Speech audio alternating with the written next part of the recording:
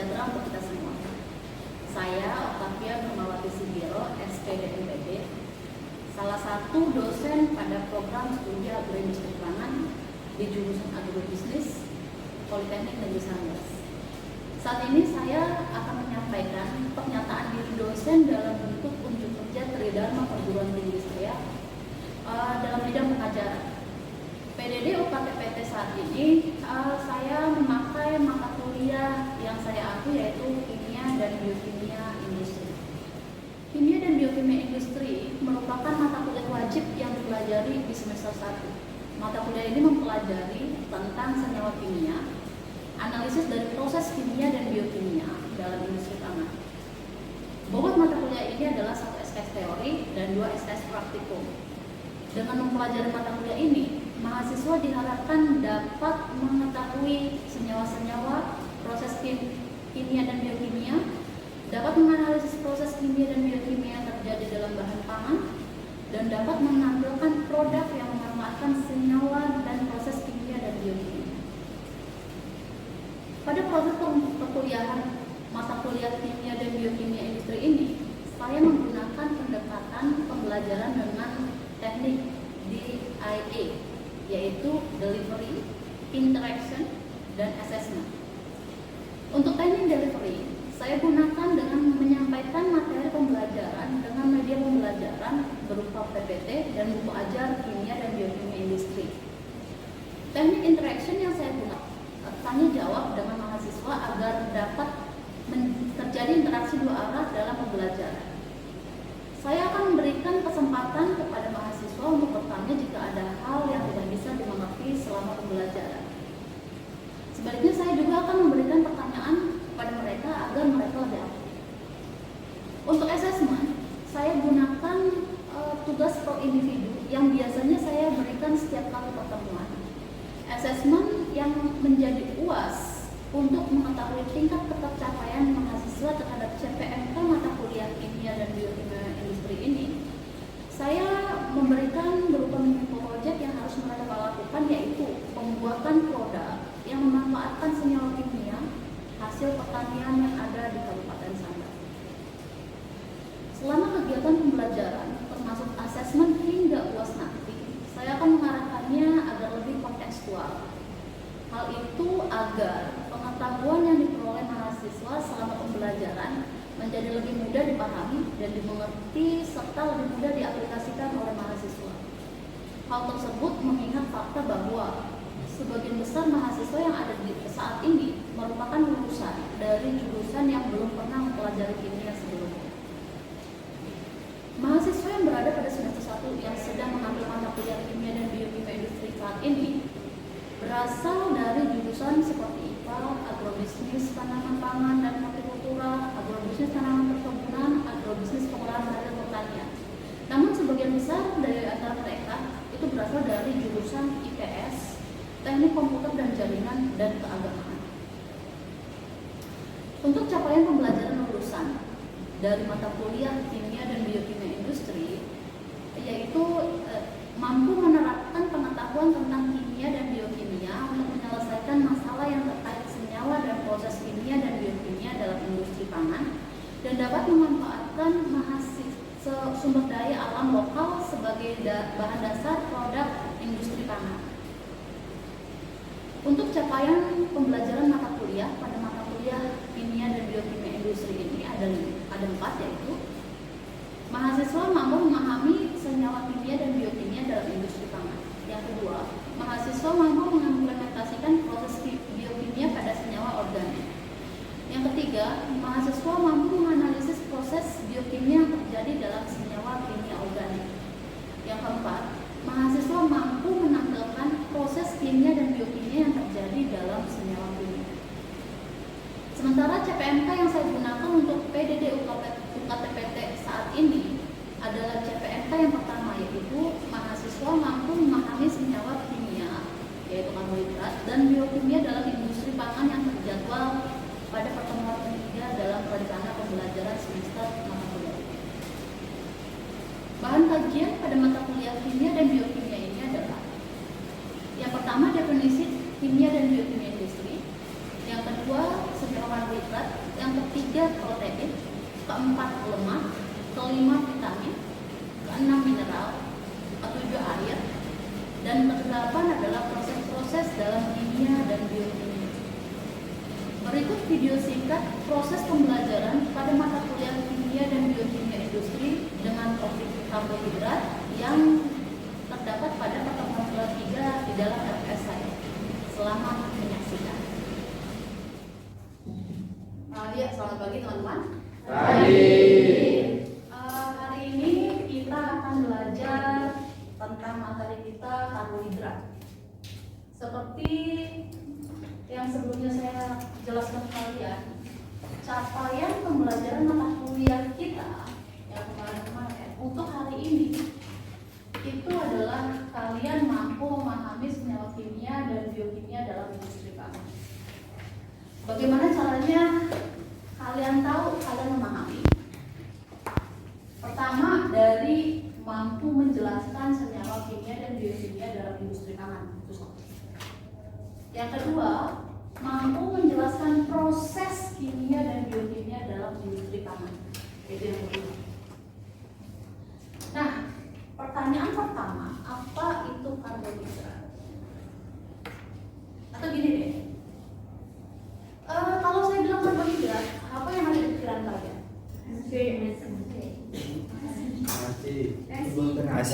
Nasi, sumber tenaga, sumber energi, bahan makanan, kentang, serealia, biji-bijian, singkong, jagung, umbi, sagu. Itu rata-rata dari 19 ya. Belum ada yang sebut itu gandum gitu ya.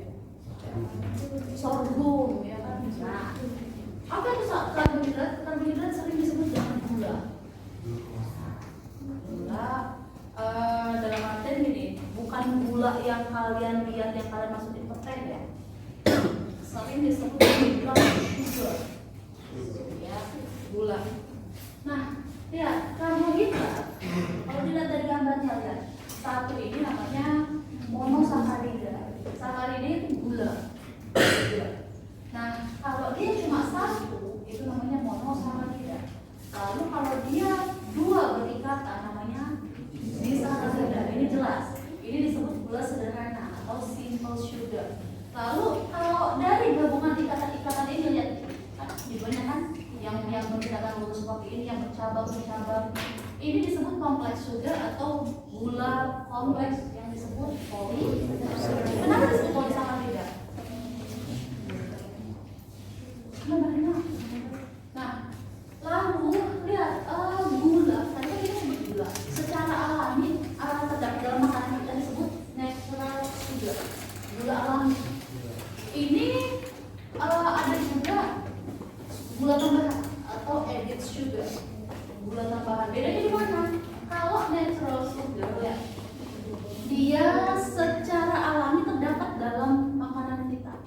Itu nggak termasuk hitungan dalam diet dan kita nggak perlu mengurangi itu. Contohnya apa? Contohnya biasanya dia ada dalam buah-buahan. Tadi yang kalian sebut grain. Nih, grain yang kalian sebut. Ada yang menyebut tadi kacang-kacangan, ya. Beras dan gandum dan lain-lain masuk di sini. Sudah. Lalu ada yang dari susu. Gula tambahan ini nih, yang dia sebenarnya bukan makanan kita sehari-hari. Dia bisa ditambahkan dalam makanan. Kalau dia ditambahkan, inilah yang dihitung nanti. Gula yang masuk dalam tubuh ini yang dihitung. Kalau ini biasanya tidak dihitung. Ini yang dihitung. Entah itu kalian masukin madu dalam makanan kalian, maka madu itu disebut gula tambahan. Walaupun secara alami. Tapi karena itu bukan makanan kita langsung, dia biasanya ditambahkan namanya disebut added sugar. Termasuk kecap, ya, termasuk nih gula-gula yang lain, misalnya dari apa? Gula tubuh itu masuk added sugar, ya. Jadi bedanya ini biasanya kita makan gitu semua. Added sugar atau gula tambahan ini biasanya yang ditambahkan. perbedaan gula alami dan gula tambahan. Tadi kita kan sudah bahas karbohidrat itu terbagi menjadi dua, simple sugar dan complex sugar. Yang simple sugar itu tadi monosakarida terdiri dari glukosa, fruktosa, galaktosa. Itu monosakarida. Apa sih bedanya sama disakarida sama monosakarida? Monosakarida ini simple, tersederhana. Dia nggak bisa lagi dihidrolisis. Hidrolisis nggak bentuk apa lagi. Tapi kalau disakarida, ini kalau dihidrolisis bisa membentuk monosakarida. Contoh glukosa itu jadi maltosa berarti dihidrolisis menjadi dua buah glukosa. Nah, polisakarida ini yang banyak tadi, ya ikatan yang banyak tadi. Ada stausis, ini pati, ini serat, ini glikogen. Pati ini berasal dari cadangan energi pada contoh sagu, singkong, dan lain-lain nih. Komponen dinding sel selulosa yang membentuk dinding sel di fibers. Makanya itu nanti kalau dalam tubuh dia nggak diserap seutuhnya. Kalau ini masih bisa dicerna dalam tubuh. Ini dicerna iya, tapi pakai bakteri dalam sistem pencernaan. Nggak bisa, itu nggak punya enzimnya. Itu nggak punya enzim. Nah kalau ini apa? Ini adalah sumber energi yang ada pada hewan. Glikogen, gitu ya. Oke, tadi yang saya sebutkan tadi, glukosa ini tadi bentuknya monosakarida, fruktosa juga monosakarida, galaktosa juga monosakarida. Ini kalau dia udah bentuk ini bertiga, glukosa, fruktosa sama si galaktosa, itu nanti kalau misalnya lewat usus halus dia diserap. Dia udah bisa diserap. Ini kan versi terkecilnya. Ini gampang banget diserap di usus halus. Usus penyerapan ya, ingat ya, usus penyerapan di usus halus. Nanti yang ketemu oksigen jadi energi. Ya. Ini salah satu nutrisi untuk otak. Fruktosa biasanya ditemukan pada madu, buah-buahan, ya. Terus umbi-umbian, sayuran akar, vegetable. Kalau galaktosa, ingat ya, biasanya cara gambarnya ingatnya adalah laktos, ada lak gitu, LACT atau LAK, itu ngomongin susu. Ini adalah monosakarida. Ya, glukosa, fruktosa, galaktosa. Ingat aja ini warnanya, ingat biar gampang nanti saya menjelaskan selanjutnya. Ya, ini monosakarida. Lalu kalau disakarida, ini disakarida kan tadi? Maltosa, laktosa, sukrosa. Ini disakarida. Lihat, tadi yang warna hijau apa? Glukosa. Lihat ya. Ini monosakarida. Ini disakarida. Lihat, maltosa adalah glukosa, dua buah glukosa yang saling berdekatan. Ya. Terdapat pada molase. Biasanya digunakan untuk fermentasi bir, alkohol. Ini maltosa nih. Jadi ada dua glukosa. Laktosa tadi saya sebut apa? Galaktosa sama, ingat yang hijau ini glukosa, ini galaktosa. Ya biar gampang ingatnya. Nah nanti ini berdua ini berikatan membentuk laktosa. Biasanya ditemukan pada susu. Sudah, entah itu dari hewan yang mamalia, termasuk dari manusia. Biasanya sudah asik. Dari sapi juga dari asik ini dapat laktosa. Lalu selanjutnya adalah sukrosa. Sukrosa sering disebut gula hijau. Ini sukrosa. Biasanya dia terdapat pada buah-buahan dan sayur-sayuran. Contoh, kasutoken,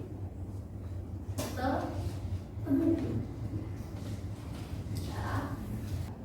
Nah, ini adalah kompleks karbo. Tadi yang saya bilang tadi kan sempat saya sebutkan oligosakarida itu jumlahnya lebih sedikit dari poli. Kalau poli itu lebih banyak dari oligosakarida ya. Galakto oligosakarida ini biasanya pada soybean apa?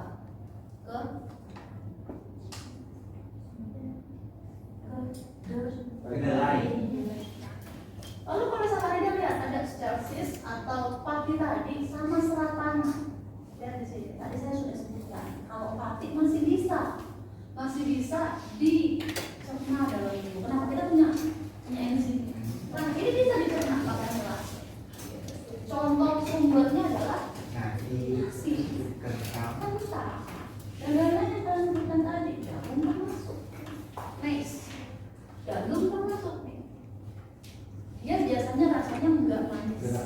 Iya. Tadi serat itu tidak dapat dicerna oleh enzim. Kita nggak punya enzim. Kita nggak punya selulase. Kita nggak punya. Biasanya herbivore yang punya. Makanya kalau kalian lihat feses kalian, kalau kalian makan daun singkong, kalian telan gitu aja nggak kalian punya. Feses kalian itu nanti ada daun singkong. Beda warna doang. Iya. Tapi coba lihat kambing. Makanannya udah dimasak kan ya? Kenapa fesesnya? Lihat fesesnya. Adakah daun singkong di sana, rumput-rumput di sana? Enggak, bentuknya bulat-bulat dan cenderung lebih halus. Kenapa? Mereka punya enzim yang mencerna daun-daunan tadi. Sedangkan daun-daunan tadi itu terdiri dari cukup banyak hemicellulose, lignin gitu. Di sini kan kita nggak punya, kita punya enzimnya sehingga dia dikatakan intestinal enzymes cannot break down. Ya. Oke, contoh. Ya. Saat kalian makan roti, entah itu dari gandum, entah itu dari tepung terigu, entah itu dari sagu dan lain-lain, ini nanti kan bentuknya starch tadi di sini ya. Nih, ya kan? Pati atau amilum tadi kalian punya ketemu enzim ini akan dipecah dari polisakarida sudah, entah itu bentuknya bentuknya fruktosa atau glukosa yang berikatan ya. Lalu nanti setelah kalian cerna kalian punya ketemu sama enzim di tubuh kalian, ini akan membentuk disakarida dan monosakarida kan, glukosa dan lain-lain. Nanti kalau udah bentuk mono kayak gini, lalu dia bisa diserap dalam usus. Inilah nanti yang masuk ke dalam peredaran darah, diedarkan ke seluruh tubuh, ketemu oksigen, metabolisme yaitu oksidasi, lalu dihasilkanlah energi.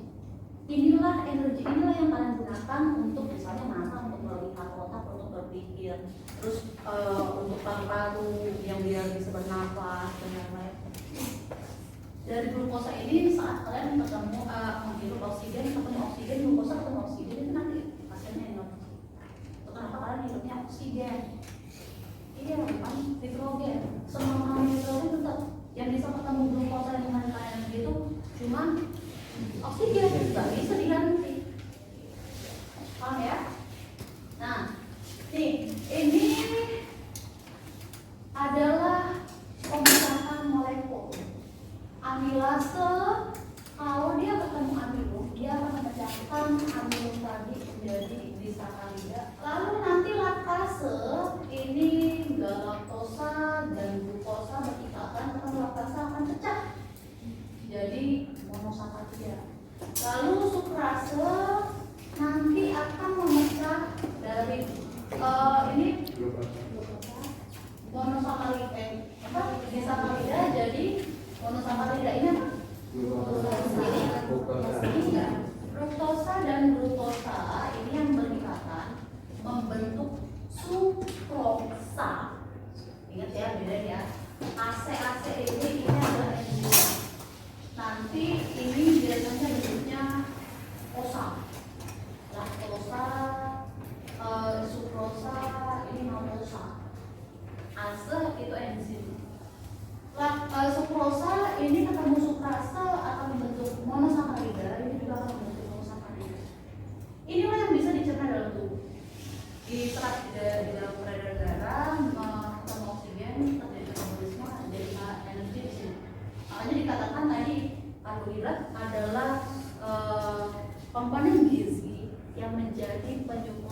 energi, providernya energi nih karbohidrat. Ya, ada dia membentuk monosakarida. Nah, di sini ini gambar apa? Kalau pankreas fungsinya apa? Menghasilkan insulin. Insulin itu hormon pada pankreas. Juga hormon yang pada enzim ya. Hormon pada pankreas. Inilah umpamakan ini peredaran darah. Ini glukosa. Nanti kalau dia ketemu insulin, sudah dia ketemu insulin, inilah yang memindahkan si glukosa ke dalam sel yang membutuhkan. Sudah. Insulin inilah, makanya hormon insulin ini yang dia mengarahkan si glukosa itu ke sel yang membutuhkan. Maka butuh energi, sehingga dia butuh glukosa digeser ke mata. Ini ada di peredaran darah semua. Saat pankreas menghasilkan insulin itu nanti ketemu si glukosa itu nanti jadi kalau masuk ke butuh glukosa ke mata, hidung butuh, otak butuh, digeser. Sudah. Nanti insulin itu selain menggeser, dia menstimulasi alias merangsang si hati. Kalau misalnya glukosa ini nggak terpakai hari itu, misal kalian makan 1 piring, tapi kalian nggak ada kerjaan apa-apa, sehingga glukosa nggak terpakai menjadi energi tadi, nggak terpakai sebagai energi, maka insulin akan merangsang si hati untuk mengubah si glukosa tadi menjadi glikogen. Ya. Prosesnya apa namanya? Glikogenesis, prosesnya mengubah glukosa menjadi glikogen. Ya. Nanti gini, ada kondisi di mana kalian tidak makan seharian, benar ya? Mati? Kenapa bisa? Karena tadi nih yang tersimpan, yang disuruh disimpan oleh hati, ya kan? Hati mengubah glukosa tadi jadi glikogen dalam proses glikogenesis. Glikogen ini gula simpanan dalam tubuh kalian. Sehingga saat kalian nggak makan, misalnya seharian ini nggak makan, nggak langsung mati, karena apa? Karena masih punya glikogen. Selama glikogen masih ada, sebenarnya kalau kalian makan kurang karbohidratnya, nanti glikogen yang ada di tubuh kalian ini yang diambil alih, dikembalikan dalam bentuk glukosa. Kenapa harus dikembalikan dalam bentuk glukosa? Karena yang bisa ketemu menjadi energi itu yang glukosa, nanti tidak glikogen. Ingat ya? Sehingga proses pembentukan si glikogen itu menjadi glukosa apa namanya? Glikogenesis, pemecahan, pengubah si glikogen menjadi glukosa itu glikogenesis. Nah, di sini. Ya. Ini pembentukan glikogen yaitu glikogenesis. Ini adalah fungsi hati yang dirangsang oleh pankreas. Kok bisa pankreas merangsang? Karena menghasilkan insulin. Nah, ini dia. Lihat. Ini sama-sama sumber gula. Tadi ini adalah gula sederhana. Ini pakai tadi gula kompleks. Kenapa disebut gula kompleks? Karena dia bentuk dalam bentuk tentang tadi starch, amilum, ya kan? Nanti dua-duanya ini kalau harus dicerna untuk membentuk energi secepatnya itu atau immediate energy ini biasanya dicerna dalam bentuk monosakarida yaitu glukosa tadi. Tapi kalau dia tidak untuk dibentuk energi saat itu, maka dia akan disimpan dalam bentuk apa tadi? Glikogen, membentuk glikogenesis. Oke, ini karbohidrat. Ada gula sederhana, ada tepung atau amilum, ada serat di sini. Ini yang bisa diserap saat itu, readily absorbed. Ini hanya simple sugar. Takes longer to absorb. Ini butuh waktu lama, ya waktu yang cukup lama, yang cukup panjang itu biasanya kaki. Kenapa disebut cukup lama? Tadi harus diubah dulu. Amilum jadi apa? Disakarida jadi monosakarida. Kalau ini kan udah jadi nih monosakarida, udah tinggal serap saja. Nah lihat di sini, can only partially absorb. Hanya bisa diserap partially, sebagian. Yang sebagian ini diserap, ini karena sudah dicerna atau dihancurkan oleh bakteri dalam pencernaan. Biasanya dosis besar. Nah ini dia. Terus lihat di sini. Biasanya semuanya ini terdapat dalam fruits, vegetable, dairy, and grains. Dairy itu susu. Lalu ada terdapat pada added sugar tadi, honey tadi, madu ya. Tapi lihat, kalian boleh mengkonsumsi gula tambahan, tapi jangan pernah lebih dari 10% dari semua kalori yang dibutuhkan tubuh kalian. Tubuh kalian beda-beda nih. Kebutuhan kalori tubuh kalian beda-beda, tapi karena dia beda-beda, langsung kira-kira nanti saat kalian bisa menghitung kalian butuh berapa kalori, maka gula tambahan itu nggak boleh dari lebih dari 10%, gitu ya. Itu untuk kesehatan. Biasanya diet yang disarankan seperti itu. Nanti silakan dicari sumber-sumber karbohidrat yang ada di Kabupaten Sambas. Lalu dari sumber-sumber karbohidrat yang ada di Kabupaten Sambas tadi seperti padi dan lain-lain, itu dia sudah ada kan bentuk olahannya. Silakan dicari bentuk olahannya yang sudah ada di sini. Ya di Kabupaten Sambas saja ya. Sampai di sini ada pertanyaan apa? Ada yang mau ditanyakan? Bu, Yes. kelompoknya berapa? Ini kelompok saja kelompok. Ya. Ada yang mau ditanyakan? Ya. Maksudnya untuk olahannya ini yang setengah jadi atau yang sudah jadi? Setengah jadi boleh, sudah jadi boleh. Ya. Karena bisa jadi itu misalnya padi, dalam bentuk tepung beras misalnya. Silakan. Dan kayak madu. Apakah tepung beras itu diubah dalam bentuk apa? Silakan.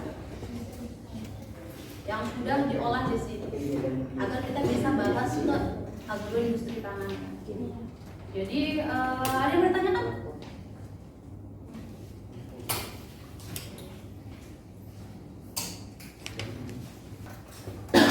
Sampai di sini, kalau tidak ada yang bertanyakan, terima kasih atas perhatiannya dan selamat pagi.